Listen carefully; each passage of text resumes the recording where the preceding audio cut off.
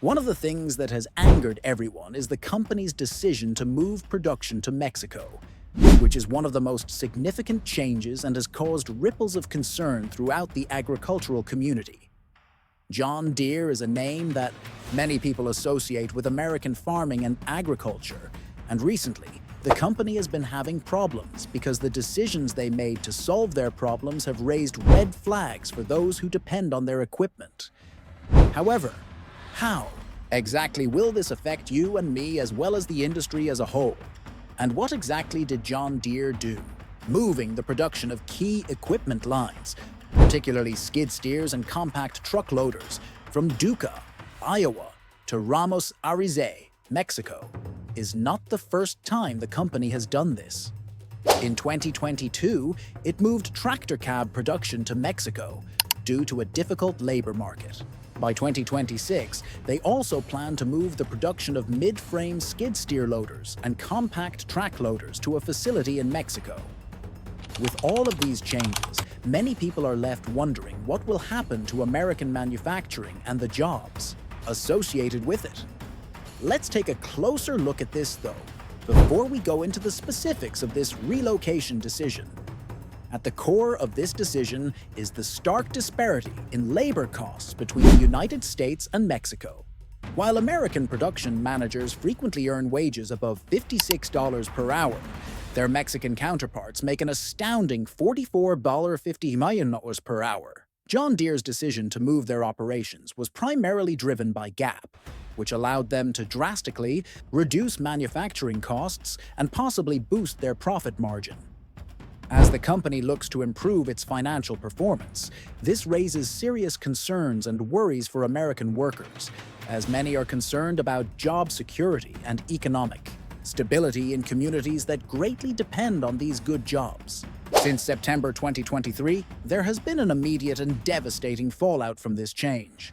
John Deere laid off more than 2,188 workers in Iowa and Illinois, with over 2,100 workers losing their jobs alone. These layoffs have affected not only production workers, but also the local economies that rely on these jobs for stability and financial livelihood. The consequences are evident and profound. John Deere has blamed these layoffs in these communities on a 20% decline in sales and general economic difficulties, citing this as a key factor. However, many workers and company detractors contend that the decision to shift production is essentially behind many. Employees have expressed doubt about John Deere's justifications for the job losses, particularly in light of the company's record profits during this turbulent time. This discrepancy between business success and employee layoffs has increased feelings of annoyance and desertion among those who once saw John Deere as a pillar of their communities. In addition to layoffs and job relocations, John Deere has implemented software locks in its machinery that prohibit farmers from performing their own repairs. The financial ramifications of this new approach are significant, as it completely alters the sense of autonomy that farmers had enjoyed for years when it came to caring for their equipment.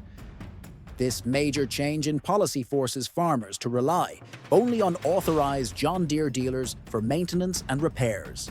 Critics argue that by imposing these software locks, John Deere effectively creates a monopoly on repair services, resulting in inflated costs for farmers who are at the mercy of dealer pricing. This approach undermines farmers' independence and raises serious ethical concerns about corporate practices, where profits seem to take precedence over customer service and accessibility for farmers. According to reports, John Deere's parts and services division is 3 to 6 times more profitable than their new equipment sales. Many now have to deal with outrageous repair costs and annoying delays in getting authorized technicians, which can be disastrous, particularly during crucial farming seasons. For example, one farmer described how he lost 2.5 days of productivity while waiting for a dealer to fix a computer problem with his equipment. Such incidents highlight the growing dependency on complex technologies that many farmers feel increasingly unequipped to handle independently or repair without outside help. As technology becomes more and more integrated into agricultural practices, Farmers are growing increasingly concerned about their reliance on systems that they are unable to control.